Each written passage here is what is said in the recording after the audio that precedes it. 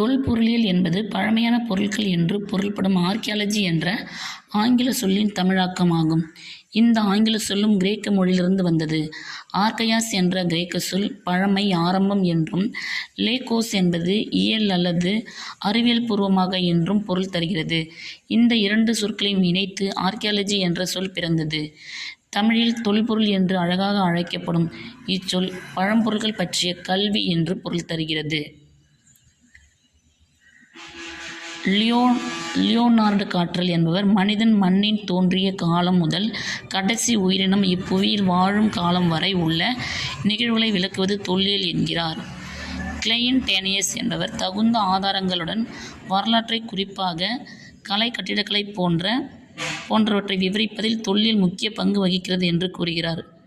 பேராசிரியர் ஏ. வெங்கட்ராமன் தொல்லியலை பற்றி குறிப்பிடுகையில், நீச்சலை பற்றி 1000 புத்தகங்கள் படித்தால் நீச்சல் பயில முடியாது.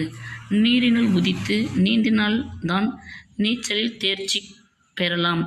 அதுபோல தொன்மைக்கால வரலாறு பற்றி கண்ணில் கண்ட புத்தகங்களை எல்லாம் வைத்து வரலாறு படைக்காமல், அறிஞர்களுடன் இணைந்தும் கள ஆய்வில் ஈடுபட்டும் கலை நுணுக்கங்களை கற்றும் வரலாற்று சின்னங்களை பார்த்தும் கல்வெட்டுகளை படித்தும் படைக்கும் வரலாறு தான் தொல்லியலில் தேர்ச்சி பெற்றவர்கள் படைக்கப்படும் முழுமையான வரலாறு என்று கூறுகிறார்.